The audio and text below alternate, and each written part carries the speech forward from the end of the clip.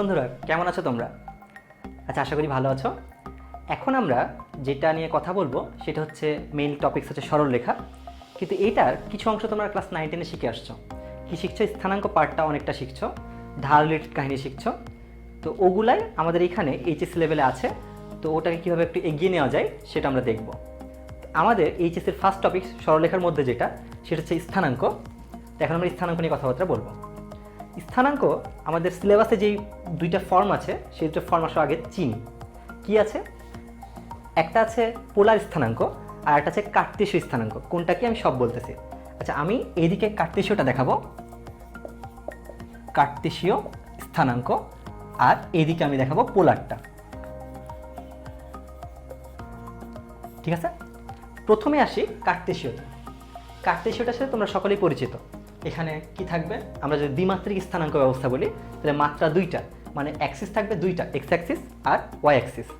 তাহলে কোনো একটা পয়েন্টকে যদি আমি ডিফাইন করতে চাই তাহলে অবশ্যই তার ওয়াই অ্যাক্সিস থেকে দূরত্ব লাগবে আর এক্স অ্যাক্সিস থেকে দূরত্ব লাগবে, যেটাকে আমরা ভুজ কোটি এভাবে নামতাম, তোমরা পড়ে আসছো আর কি। তো আসো আমরা যে কোনো একটা পয়েন্ট ধরে নিই, এটা কি এক্স কমা ওয়াই। এর মানেটা কি? এই এক্সটা কি ডিফাইন করে? এক্সটা ডিফাইন করে যে এখান থেকে যে দূরত্বটা সেটা হচ্ছে এক্স। এর মানে তোমার কার্তেশীয় স্থানাঙ্কে যে দুটো টার্ম থাকে, তুমি মনে হয় দেখছো যে একটাকে আমরা বলি কি ভুজ, একটাকে আমরা বলি ভুজ। ভুজ কি? ভুজ হচ্ছে ওয়াই এক্সিস থেকে ওই পয়েন্টটা লম্ব দূরত্ব। মনে থাকবে? তাহলে ভুজ কি? ওয়াই এক্সিস থেকে লম্ব দূরত্ব। কার লম্ব দূরত্ব? ওই পয়েন্টটার। ঠিক আছে, মনে থাকে জানো এই ফর্মটা, ওয়াই এক্সিস থেকে লম্ব দূরত্বটাই হচ্ছে ভুজ। আর সেটা আমরা এইভাবে এই দূরত্বটা দিয়ে ডিফাইন করলাম। আর এখানের ওয়াই বা কোটিটা কি ডিফাইন করছে? এখানে কোটিটা ডিফাইন করছে, কোটিটা ডিফাইন করছে কি? খেয়াল করো, এখান থেকে যদি আমি একটা লম্ব আঁকি, এই দূরত্বটা আসলে কোথা থেকে কোথার দূরত্ব? এটা হচ্ছে এক্স অ্যাক্সিস থেকে তোমার পয়েন্ট এর দূরত্ব। তাহলে এই পয়েন্টটার দূরত্ব কি হবে? কোথা থেকে? এক্স অ্যাক্সিস থেকে, সেটা হবে কোটি। তাহলে আমি এভাবে প্রকাশ করব যে এক্স অ্যাক্সিস থেকে লম্ব দূরত্ব কার? ওই পয়েন্টটা, সেটা হচ্ছে কোটি। এই ভুজ কমা কোটি দিয়ে আমরা কার্তেশীয় স্থানাঙ্কে যে কোনো একটা পয়েন্টকে আইডেন্টিফাই করি। এগুলো তো তোমরা জেনে আসছো, এটা তোমাদের সাথে পরিচিত। এখন যেটা বলবো সেটা একটু নতুন মনে হতে পারে, সেটা হচ্ছে পোলার স্থানাঙ্ক। তো এখানে দেখো, এখানে ফিক্সড কি কি থাকে, তুমি এটার সাথে একটু কম্পেয়ার করার চেষ্টা করো। এখানে ফিক্সড থাকে কয়টা জিনিস? দুইটা জিনিস, একটা এক্স অ্যাক্সিস, একটা ওয়াই অ্যাক্সিস। কিন্তু এখানে তোমার যা যা ফিক্স থাকে তা হচ্ছে দুইটা জিনিস। একটা হচ্ছে এই পয়েন্টটাকে আমরা মেরু বলি বা পোল বলি, ঠিক আছে? আর আরেকটা দিক ফিক্সড। এই দিকটা তুমি কল্পনা করতে পারো যে এক্স অ্যাক্সিস বরাবর যে দিকটা সেটাই। কিন্তু এখানে কোথাও যখন তুমি পোলার নিয়ে কথাবার্তা বলবা, কোথাও এক্স অ্যাক্সিস কথাটা কিন্তু আসবে না। কি বলবা? এটা অনুভূমিক রেখা বা এক্স অ্যাক্সিস যেদিকে আছে সেই দিক বরাবর একটা রেখা। ঠিক আছে, তো এইটাকে আমরা কি নাম দিব? এই নামটা হচ্ছে রেফারেন্স ডিরেকশন। ঠিক আছে, এটাকে কি বলে আমি লিখে দিচ্ছি, রেফারেন্স ডিরেকশন।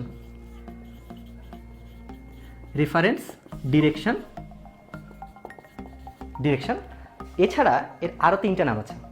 তো আসো একটু নামগুলো দেখি। এটাকে বলে আদি অক্ষ, এটাকেই বলে মেরু অক্ষ, আবার এটার আরেকটা নাম আছে, সেটা হচ্ছে পোলার অক্ষ।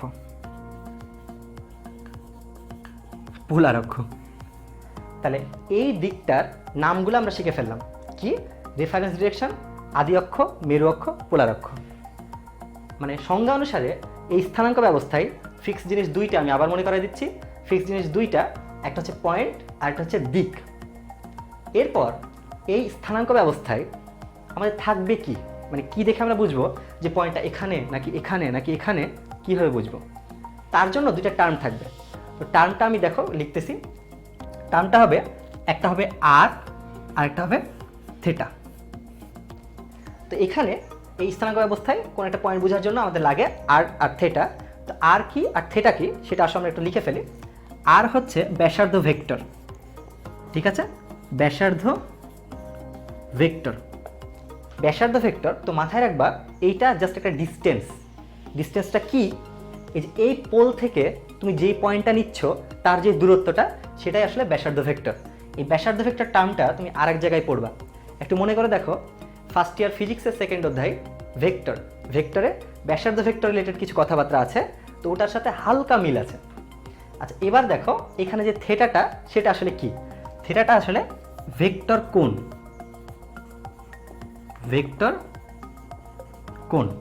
ঠিক আছে? এটাকে বলে ভেক্টর কোণ বা অ্যাজিমুথ। এখানে এইটা মাপার সময় তোমাকে যেটা মাথায় রাখতে হবে, অলওয়েজ তুমি এক্স অক্ষের ধনাত্মক দিক থেকে মাপটা নিবা। এখন সেটা যদি ঘড়ির কাঁটার বিপরীতে হয় দেন ইউজ পজিটিভ, আর যদি ঘড়ির কাঁটার দিকে হয় দেন নেগেটিভ। তো এই পোলার স্থানাঙ্ক পড়তে যে সবচাইতে মানে ঝামেলাযুক্ত জায়গা যেটা, সেটা হচ্ছে এই থেটা পরিমাপ। বিভিন্ন কোয়াড্রেন্টের জন্য এই থেটার রূপটা বিভিন্ন হয়, কিন্তু আর সব ক্ষেত্রেই সেম হয়। তো আমরা এখন যেটা দেখব আর থেটার বিভিন্ন রূপ আর কার্তেশীয় পোলারের মধ্যে সম্পর্ক। এখন আমরা যেটা দেখব কার্তেশীয় স্থানাঙ্ক আর পোলার স্থানাঙ্ক একসাথে কি সম্পর্কযুক্ত বা একটা থেকে আরেকটা কীভাবে পেতে পারি এসব দেখব।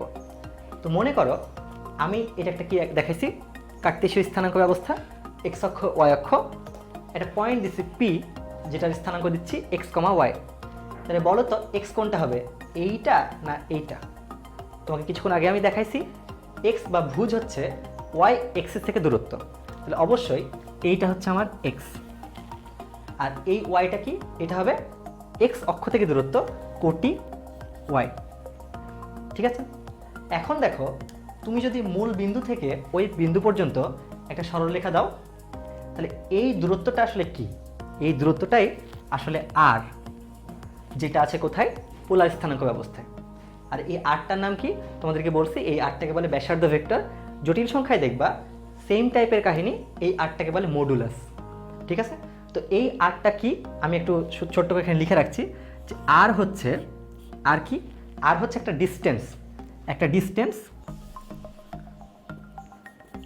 ডিস্টেন্স, কোথা থেকে কোথাকার দূরত্ব? সেটা হচ্ছে অবশ্যই মূল বিন্দু থেকে তোমার পয়েন্টের দূরত্ব। এই কথাটা কখনো ভুলবা না। আর কি? একটা ডিস্টেন্স, কোথা থেকে কোথাকার দূরত্ব? জিরো থেকে পি পয়েন্টের দূরত্ব। আর জিরো থেকে ওই পয়েন্টের দূরত্ব তুমি বের করতে পারো না? ক্লাস 9-10-এ শিখছো মনে হয় কার্তেশীয় স্থানাঙ্ক ব্যবস্থায় দুইটি পয়েন্টের মধ্যকার দূরত্ব কীভাবে বের করতে হয়। একটু মনে করাই দিই, দূরত্বটা কীভাবে লিখবো? আর ইকুয়াল টু রুট ওভার ভুজদ্বয়ের অন্তর স্কোয়ার বিয়োগ কোটিদ্বয়ের অন্তর স্কোয়ার। তাহলে ওইটা করে ফেলি, এক্স বিয়োগ জিরো। কেন? পি পয়েন্টের ভুজ হচ্ছে এক্স আর মূল বিন্দুর ভুজ কত? Zero. X minus zero whole square plus কোটিদ্বয়ের অন্তর y minus zero whole square. তাহলে আর হচ্ছে জাস্ট এটা। তাহলে এর পরের লাইনটা কী লেখা যায় দেখো তো? R equal to x square plus y square এর রুট, ঠিক আছে? এই জিনিসটা দেখো, কেউ যদি এই লজিকে বিশ্বাস করতে না চাও যে আমি 19-8 পড়ছি ভুলে গেছি তো কেন এটা বিশ্বাস করব, তাদের জন্য বলছি তুমি জাস্ট এই ত্রিভুজটার দিকে ফোকাস করো। এই ত্রিভুজটায় দেখো তো, এই মানে রেখাটা ওয়াই, যে রেখাটাকে আমি দেখাইছি লাল রেখা, আর এই এক্স রেখাটা, এই দুটো পরস্পর কি লম্ব না? মানে এটা অবশ্যই একটা সমকোণী ত্রিভুজ। এইটা একটা সমকোণী ত্রিভুজ যার অতিভুজ হচ্ছে আর। তাহলে পিথাগোরাস পড়ছিলাম, মনে আছে? মনে হয় ক্লাস 7-8-এ পড়ছো এই জিনিসটা। কি? অতিভুজ square equal to Y square plus X square, মানে লম্ব স্কোয়ার আর ভূমি স্কোয়ার। তাহলে ওইখান থেকেও তুমি এটা করতে পারো, বুঝতে পারছো? তাহলে আর ইকুয়াল টু যে এটা কখনো ভুললে চলবে না, এটা তোমাকে সব সময় মনে রাখতে হবে। এখন পয়েন্টটা যেখানেই থাকো, first quadrant, second, third, fourth, যেখানেই থাকো, এই এক্স পজিটিভ নেগেটিভ যাই হোক, অলওয়েজ এই রূপটা তুমি মনে রাখবা, ঠিক আছে? এখানে এই আর এর মান কোয়াড্রেন্ট ভেদে কখনো চেঞ্জ হবে না, আর জাস্ট একটা দূরত্ব। অলওয়েজ সেটা কি হবে? একটা পজিটিভ কোয়ান্টিটি। এরপর যাই, তুমি এই ত্রিভুজটার দিকে ফোকাস করো। এই ত্রিভুজটাই আমি যদি তোমাকে বলি এই অ্যাঙ্গেলটা, তোমার কি মনে আছে কিছুক্ষণ আগে তোমাকে আমি বলেছিলাম যে পোলার স্থানাঙ্ক ব্যবস্থায় দুইটা জিনিস থাকে, একটা হচ্ছে আর একটা হচ্ছে থেটা। এটাই হচ্ছে সেই থেটাটা। থেটাটা কি? থেটাটা হচ্ছে তোমার অ্যাঙ্গেল। এই অ্যাঙ্গেলটা কি? অবশ্যই এখানে যেই আর এবং এক্স অ্যাক্সিস তার মিডিলের যে অ্যাঙ্গেল সেটা। তো দেখো এই ত্রিভুজের ক্ষেত্রে আমি যদি এই থেটাটাকে দেখি, তো থেটার সাপেক্ষে এটা হচ্ছে লম্ব আর এটা হচ্ছে ভূমি। তাহলে আমি যদি ট্যান থেটা নিই তাহলে সম্পর্কটা কেমন হয় দেখো তো। ট্যান থেটা ইকুয়াল টু কি লিখবো, লম্ব বাই ভূমি, মানে ওয়াই বাই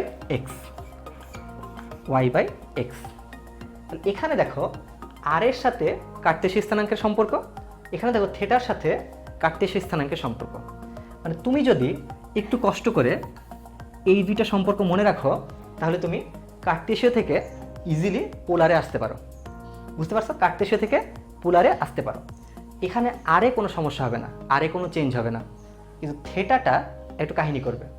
কেমন কাহিনী দেখো, এটা কোথায় আছে, প্রথম চতুর্ভাগে। যদি এটা দ্বিতীয় চতুর্ভাগে থাকতো থেটা কিন্তু দেখো সামথিং লাইক এই পর্যন্ত চলে আসতে পারতো যদি বিন্দুটা এখানে কোথাও একটা থাকতো। বুঝতে পারছো, তাহলে থেটাটা তুমি জাস্ট ওয়াই বাই এক্স দিয়ে সব কোয়াড্রেন্টে বের করতে পারবা না। এর জন্য আমাদেরকে থেটার জন্য প্রত্যেকটা কোয়াড্রেন্টের জন্য আলাদা আলাদা শেপটা মনে রাখতে হবে। আচ্ছা, আমরা এখানে দেখব যে বিভিন্ন চতুর্ভাগে থেটা নির্ণয়, মানে পোলার স্থানাঙ্কে যদি পয়েন্টগুলো আমি কার্টেসীয় স্থানাঙ্কে প্লট করতে চাই তাহলে সেই ক্ষেত্রে পয়েন্টটা কোথায় পড়ে, ফার্স্ট, সেকেন্ড, থার্ড, ফোর্থ, এই চারটা চতুর্ভাগে হলে এই যে থেটাটা মানে পোলার স্থানাঙ্কে যে থেটা সেটা কখন কীরকম শেপের হয়, কীরকম দেখতে হয়। চলে আসো, আমরা এখন শুধুমাত্র শয়ন স্বপনে রাখবো প্রথম চতুর্ভাগকে। প্রথম চতুর্ভাগে কোনো একটা পয়েন্ট জাস্ট এরকম হয়, পি অফ এক্স দিলাম। তাহলে এখান থেকে এই হাইটটা কী হবে, অবশ্যই এটা হবে কোটি, মানে এটা হবে ওয়াই, আর এটা কী হবে অবশ্যই এক্স।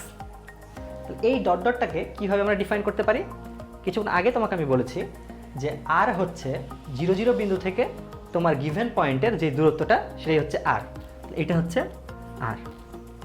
তাহলে এখন থেটাটা কী হবে দেখো, থেটাটা কীভাবে আমি বলতেছি, এক্স অক্ষের পজিটিভ দিক থেকে তোমার মডুলাস রেখা পর্যন্ত, এই যে এক্স অক্ষের পজিটিভ দিক থেকে মডুলাস রেখা পর্যন্ত, তাহলে তীর চিহ্নটা কী হবে, এই দিকে হবে।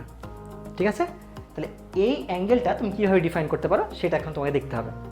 ধরে নাও এই কোণটা থেটা, ঠিক আছে, এই কোণটাই হচ্ছে তোমার থেটা যেটা তোমাকে বের করতে বলছে।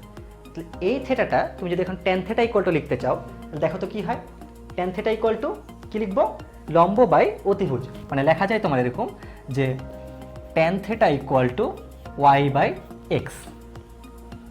তাহলে দেখো তো এর পরের লাইনে আমি যদি ট্যান ইনভার্স নিই দুই সাইডে তাহলে জিনিসটা কী হয়, অবশ্যই তুমি লিখতে পারবা theta equal to tan inverse Y by X. ঠিক আছে, দেখো এইটুকুতে কার অসুবিধা আছে কিনা।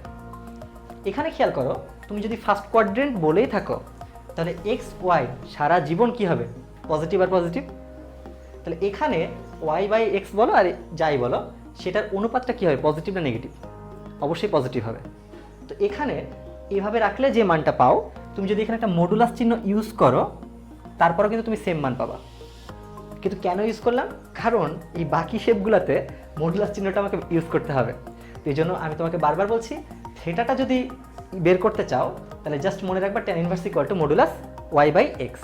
এটা কোন কোয়াড্রেন্টের জন্য, ফার্স্ট কোয়াড্রেন্টের জন্য। তাহলে প্রথম কোয়াড্রেন্টে থেটা আমি পেয়ে গেছি। এখন আমরা কি দেখব, এখন আমরা দেখব সেকেন্ড কোয়াড্রেন্টে জিনিসটা কেমন হয়। তো চলে আসো, সেকেন্ড কোয়াড্রেন্ট মানে অবশ্যই এই এক্সটা কী হবে, নেগেটিভ। তো তোমাদের মনের দুশ্চিন্তা দূর করার জন্য এখানে একটা নেগেটিভ চিহ্ন দিয়ে দিলাম। তাহলে এই দূরত্বটা কী হবে, এই দূরত্বটা কিন্তু এক্স। খেয়াল করো, আমি স্থানাঙ্ক বুঝাতে যদিও নেগেটিভ দিছি কিন্তু দূরত্ব বুঝাতে কখনোই নেগেটিভ দিব না, দূরত্ব অলওয়েজ কী হবে, পজিটিভ, এক্স দিলাম। এখন বলো এই কোটি যদি ওয়াই হয় তাহলে এই উচ্চতাটা কী হবে, জাস্ট ওয়াই। তো তুমি দেখো তো মডুলাস রেখা কোনটা হবে, 0 বিন্দু থেকে তোমার পি বিন্দু পর্যন্ত যে দূরত্বটা সেটা হচ্ছে মডুলাস রেখা, মানে আর তোমাদের ভাষায় ব্যাসার্ধ ভেক্টর।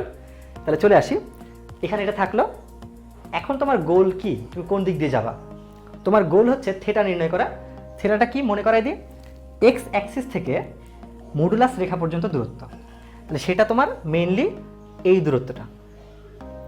ঠিক আছে, তো খেয়াল করো আমি এই দূরত্বটা আঁকলাম, কিন্তু আমি যদি নিচ দিক দিয়ে এই দূরত্বটাতে যেতাম তাহলে সেটা কি থেটা হতো না, অবশ্যই সেটা থেটা হতো। কিন্তু এখানে থেটার মধ্যে একটা মুখ্য গৌণর বিষয় আছে। আমরা যখন পরীক্ষার হলে অ্যান্সার লিখব তখন বেস্ট ওয়ে হচ্ছে তুমি লিখবা অলওয়েজ মুখ্যটা। ঠিক আছে, তুমি লিখবা মুখ্য, মানে অবশ্যই ছোটটা। তো মুখ্যের রেঞ্জটা তো জানতে হবে, শুধু মুখ্য মুখে বললে তো হবে না। তো আসো আমরা মুখ্যের রেঞ্জটা দেখে ফেলি। যেখানে আমি লিখে দিচ্ছি যে -π থেটা পাই। এটা কিসের সূত্র? মুখ্য ব্যাসার্ধ ভেক্টর বা মুখ্য আর্গুমেন্টের সূত্র। এটা সবসময় মনে রাখবা। এটা আসলে কি বোঝায় খেয়াল করো এটার দিকে। এটা বোঝায় -পাই এর চাইতে কি হবে, থিটা বড় হবে। এর মানে থিটা কখনো -181 হইতে পারবে না। এর সীমাটা কি? 180 ডিগ্রি হচ্ছে, -180 ডিগ্রি হচ্ছে সীমা। আবার পজিটিভ দিকটা চিন্তা করো, থিটা কখনো পজিটিভ 182 বা 183 হইতে পারবে না। অলওয়েজ 180 অথবা তার চাইতে ছোট হইতে হবে।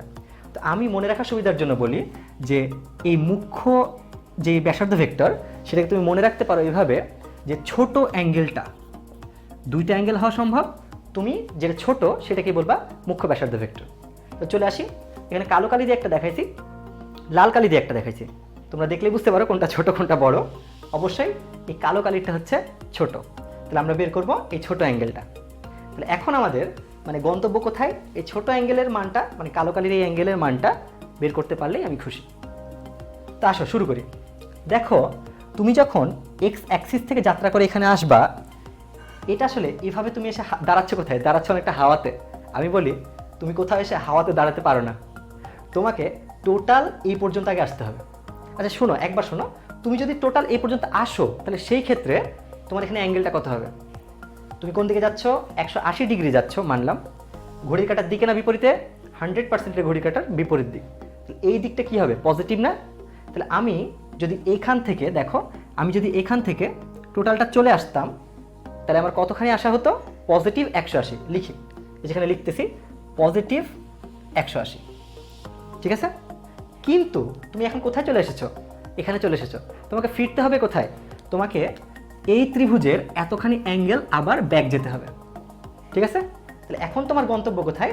এই ত্রিভুজের এই অ্যাঙ্গেলটা উল্টা দিকে যেতে হবে। এই দিকের ওরিয়েন্টেশনটা কি ছিল? পজিটিভ। এই ওরিয়েন্টেশনটা কি হবে? 100% নেগেটিভ। তাহলে এটাকে আমি কি দিব? নেগেটিভ চিহ্ন দিলাম। তারপর এখন তোমার জিনিসটা কি দাঁড়ালো? যে একটা ত্রিভুজের জাস্ট এই অ্যাঙ্গেলটা বের করতে হবে। যেই অ্যাঙ্গেলের বিপরীত বাহুটা তুমি জানো ওয়াই, যেই অ্যাঙ্গেলের করেসপন্ডিং বাহুটাও তুমি জানো এক্স।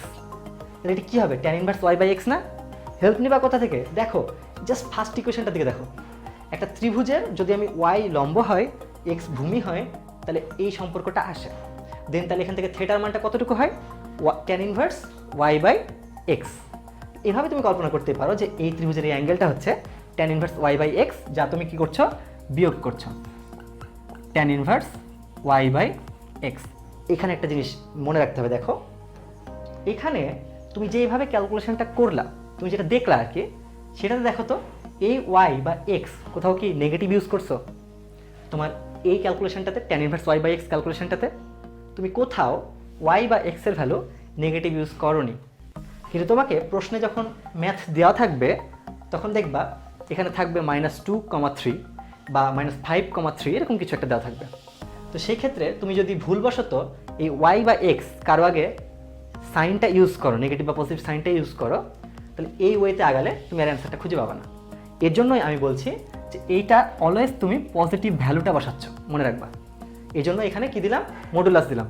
কারণ আমার এই ব্যাক যাওয়ার ক্যালকুলেশনে কোথাও নেগেটিভের ঘটনা, মানে এক্স আর ওয়াইয়ের ভ্যালু নেগেটিভের ঘটনা ইনক্লুডেড নাই।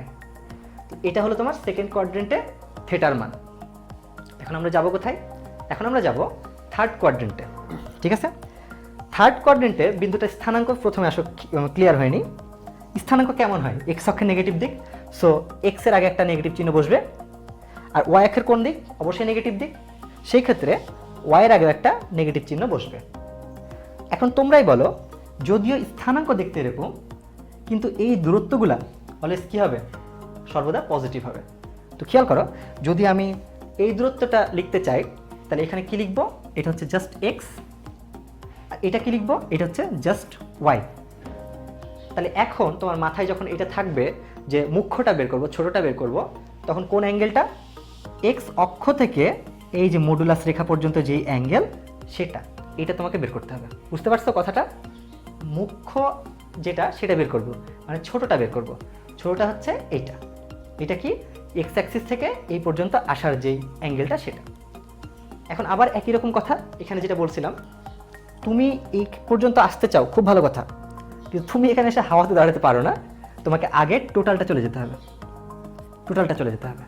তুমি এখান থেকে এই টোটালটা যদি যাও তাহলে খেয়াল করো তো কতখানি গেলা, 180, কিন্তু ওরিয়েন্টেশন অবশ্যই এটা ঘড়ির কাঁটার অনুকূলে, তার জন্য এটা কত হবে, এটা হবে -π।